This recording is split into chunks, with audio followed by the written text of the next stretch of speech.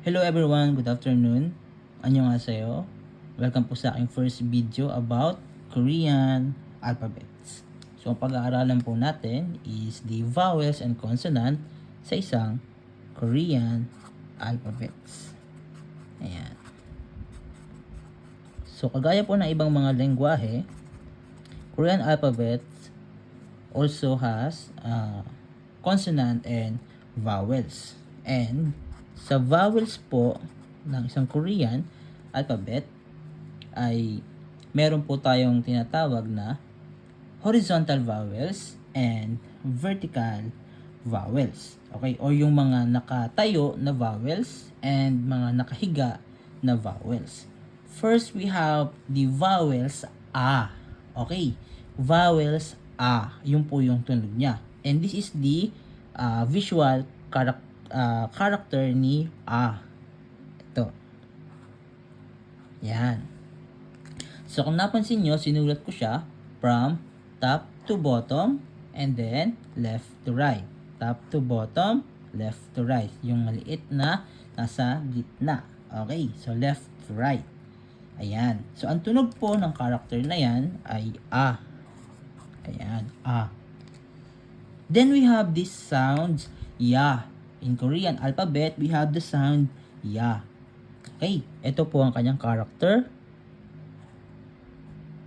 Yan.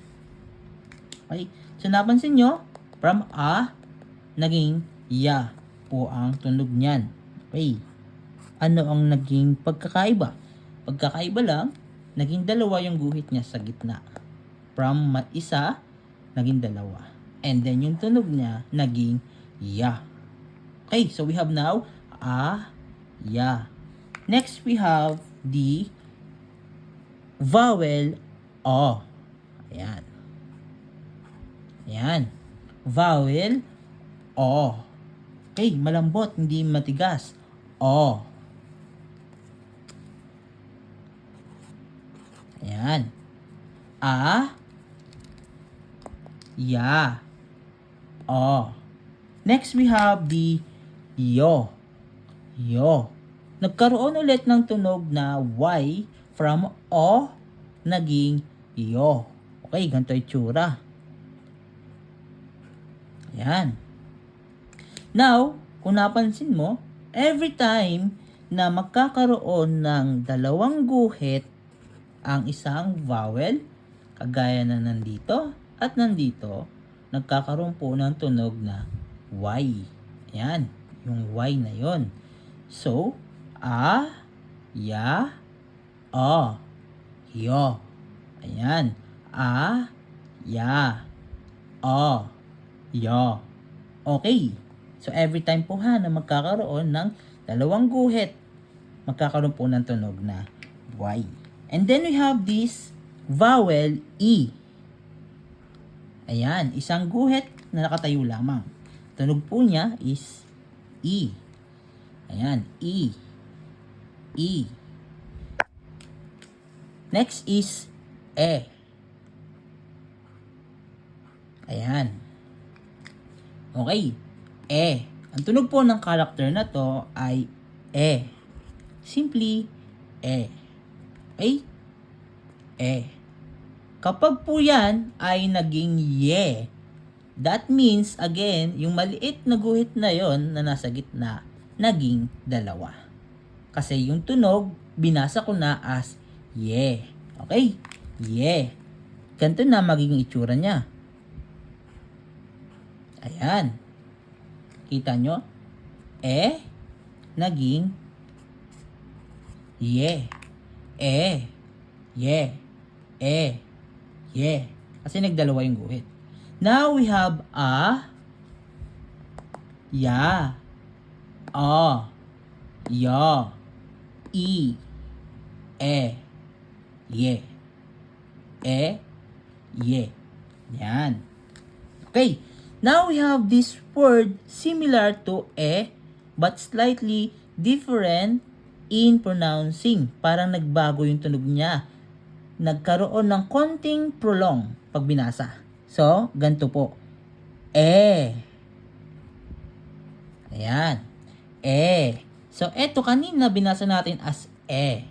But this time, etong mukhang letter H sa sa English alphabet, no? Ito pong mukhang letter H sa English alphabet, ang tunog po niyan sa Korean alphabet ay E. Ayan, E.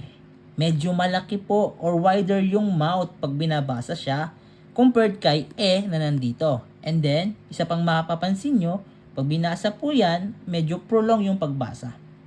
Kagaya po neto. E, ye, sorry. E, ayan. Meron din tayong ye.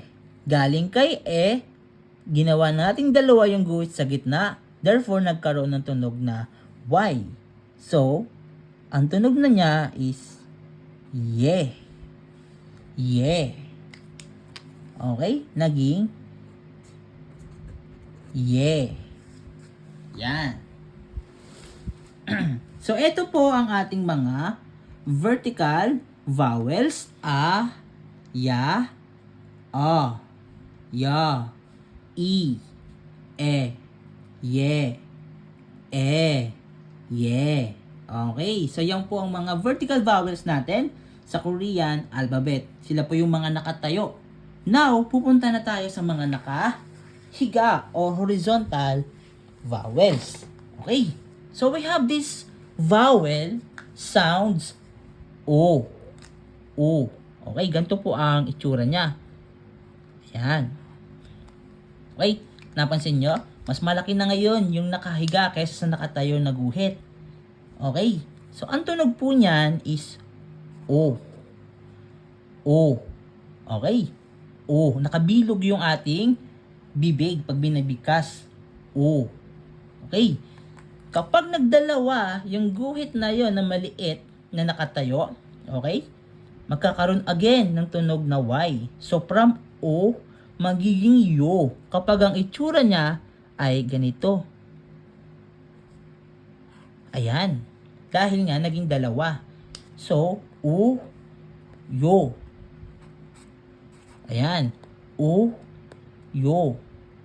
U, yo. Ayan. Okay. Next, we have the U. Medyo matigas to pag binasa. Ayan. U. Okay. Isa pang mapapansin mo, kabaligtaran siya ni O kasi nakatayo o nasa taas yung maliit, pagdating dito nasa baba, no? Nakaturo sa baba. Matigas po yan pag binasa. U. U. Now we have O. Yo. U. Okay? U. Kapag nagdalawa naman sa ibaba, sa ilalim, so magkakaroon ng tunog na Y. Magiging U. Ayan. Okay? Naging dalawa sa ilalim. So, nagkaroon ng Y na tunog. From U, magiging U. Okay? O, yo, U, U. Then, last, we have the Okay? Kung may isang nakatayo, meron ding isang nakahiga lang. Okay? Again, ang nakatayo, E. And then, yung nakahiga, Ayan. Pag binibigkas po ito, hindi gagalaw dapat ang bibig. Kasi yung tunog manggagaling na sa vocal cords natin. No? Hindi gagalaw ang ating bibig o ang ating dila. Okay. May nakatayo, E. Nakahiga lang, Okay. So, ito po ang ating horizontal vowels o yung mga nakahiga na vowels. Again, we have O, yo, U, U, Okay. Yan. So, tapos na tayo sa horizontal vowels. Again, sa vertical vowels and sa horizontal vowels. Now, meron din po tayong tinatawag na combined vowels. Ibig sabihin, pinagsama na sila, no? Pinagsama na natin si horizontal vowels at si vertical vowels. Kaya nabuo yung combined vowels Or sa other books, tinatawag siyang diphthongs, no? Yung mga word na combined ay tinatawag na diphthongs. Okay? So, meron tayong diphthongs na wa ang tunog. Wa. Ganito ang itsura. Wa.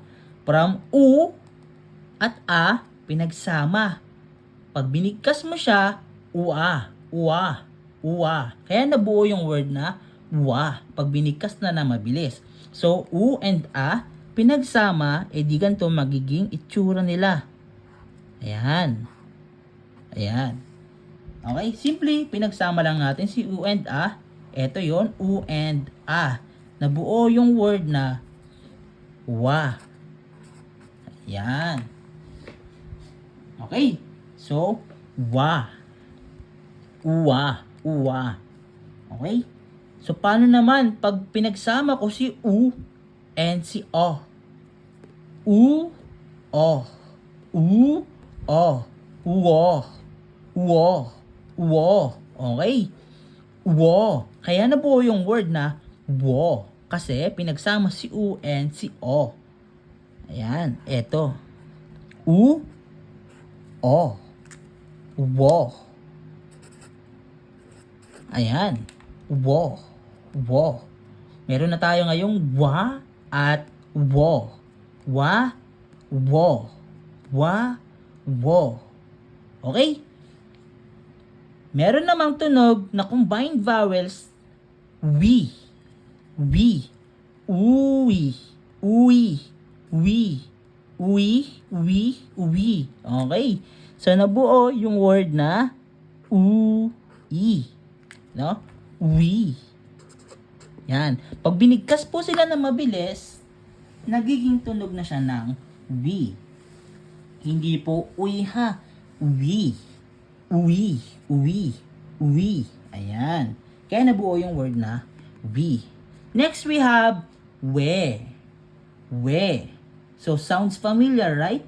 We means why in English. Sa Korean drama, gamit na gamit po yan, no? Kapag ka nagtatanong, we, ayan. Why po ang ibig sabihin nun? Or sa Tagalog, bakit? Okay? So, saan yun nanggaling? We have o and e. U, e, uwe, uwe, uwe, uwe. Yun. Nabuo. Narinig nyo? Uwe, uwe. Kaya nabuo yung word na u, e, uwe. Uwe. Ayan. Okay. So, ito po yung tunog ng bakit o why in English.